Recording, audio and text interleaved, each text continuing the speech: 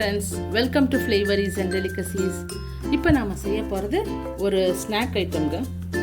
அதாவது ஈவினிங் டீயோடு சாப்பிட்றதுக்கு ஒரு மெதுவடை.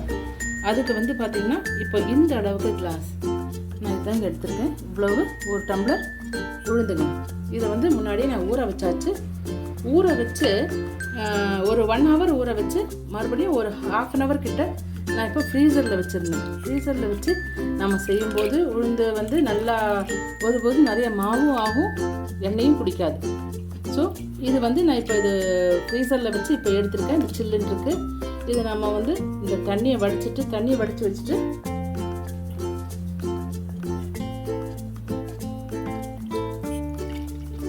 நாம் இந்த உளுந்தை இப்போ அரைக்க போகிறோங்க. தண்ணி யூஸ் பண்ணிக்கலாம். முதல்ல உளுந்தை நம்ம தண்ணி ஊற்றாம நாம் இந்த உளுந்தை அரைச்சி எடுத்து போகிறோம்.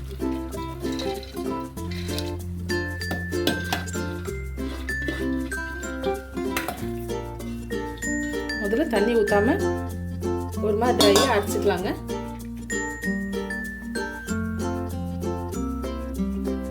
இதை அரைக்கும் போது நம்ம இப்போ இதுக்கு தேவையான உப்பை போட்டு அரைச்சிக்கலாங்க. அப்போ தான் அது நல்லா மிக்ஸ் ஆகும். ஸோ அரைக்கும் போது நம்ம போட்டுக்கலாம். இப்போ அரைச்சிட்டு வந்துடுங்க. முதல்ல தண்ணி ஊற்றாமல் முதல்ல கொஞ்சம் ட்ரையாக அரைச்சிடலாங்க. அப்புறம் கொஞ்சம் கொஞ்சமாக தண்ணி சேர்த்து அப்போ அரைக்கலாம். அது நம்ம பார்க்கலாங்க எப்படின்ட்டு. இப்போ கொஞ்சம் அரைச்சிட்டு வந்துட்டேன். ஆனால் இது நல்லா மையலை. இது பார்த்திங்கன்னா நரநரன்னு தான் இருக்குது.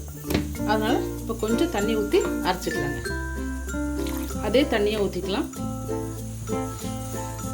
மறுபடியும் அரைச்சிட்டு வந்துடலாங்க. இப்போ இந்த உளுந்து வடைக்கான உளுந்து நல்லா அரைச்சிட்டு வந்துட்டேங்க. பார்த்திங்கன்னா நல்லா மைய அரைஞ்சிருக்கு. இது இப்போ நம்ம ஒரு பாத்திரத்தில் சேர்த்துக்கலாம்.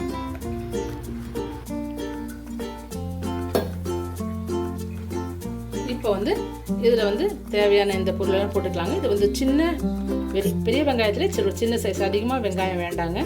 ஒரே ஒரு பச்சை மிளகாய், ஒரு சின்ன பீஸ் இஞ்சி குட்டி குட்டியாக நறுக்கி போட்டது, அப்புறம் கொத்தமல்லி தழை, கருவேப்பிலை போட்டுக்கலாங்க. ஸோ இதெல்லாம் உப்பு முன்னாடியே போட்டாச்சு. அது இது குருமிளகு கொஞ்சம் போட்டுக்கலாங்க. மிளகு ஒரு 5-10 மிளகு, அவ்வளோதாங்க. இது போட்டு நல்லா அடிச்சுக்கலாம். நல்லா ஃப்ளஃபியாக வர்றதுக்கு இந்த மாதிரி அடித்தா நல்லா உள்ள காற்று ஏறி நல்லா வடை நல்லா புசு புசுன்னு வரும். இந்த மாதிரி நல்லா அடிச்சுக்கலாங்க. அப்புறம்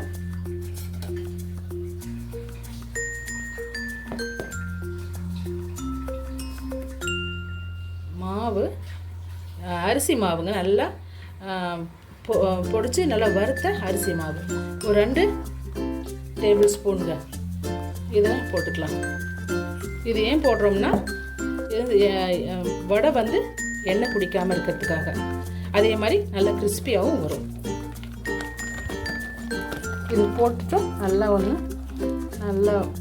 இந்த மாதிரி அடிச்சுக்கலாங்க. இப்போ நம்ம வடை சுட ஆரம்பிச்சிடலாங்க. இப்போ நம்ம கையை நனைச்சிட்டு இந்த மாதிரி போட்டுக்கலாங்க. எண்ணெய் ரொம்ப சூடாக இல்லாமல் ஒரு மிதமான சூடாகவே இருக்குதுங்க.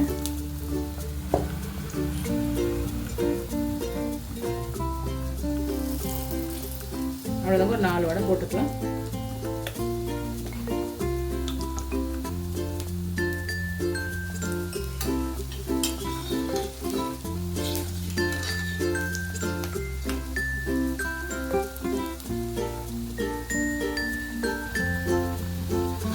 இப்போ இன்னொரு பக்கம் திருப்பி போட்டாச்சுங்க.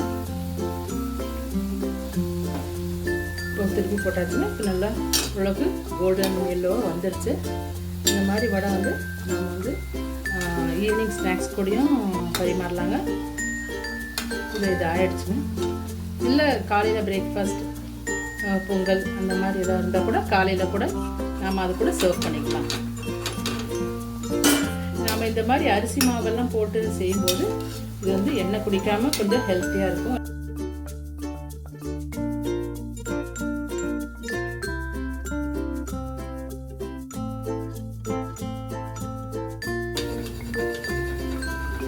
பார்த்தீங்கன்னா உங்களுக்கே தெரியுது எண்ணெயும் இல்லை, நல்லா ட்ரையாக இருக்கும். இப்போ அடுத்த செட்டு போட்டாச்சுங்க. திருப்பி போட்டுடலாம். ஃப்ளேம்ஸ் கொஞ்சம் குறைச்சி வச்சுக்கலாம். ரொம்பவும் ஃப்ளேம்ஸ் குறைச்சாலும் எண்ணெய் குடிக்கிறதுக்கு வாய்ப்பு இருக்குது. அதனால் மிதமான இது அது நல்லா வேகக்கூடிய அந்த அளவுக்கு ஃப்ளேம்ஸ் வச்சு செஞ்சால் எண்ணெய் குடிக்காது.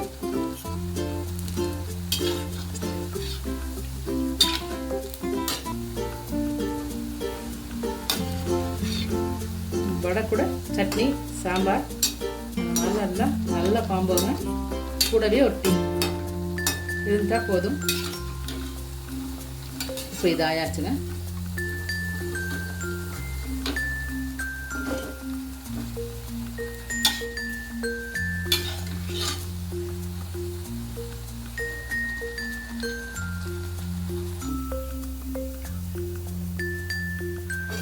இப்போ எடுத்துடலாங்க.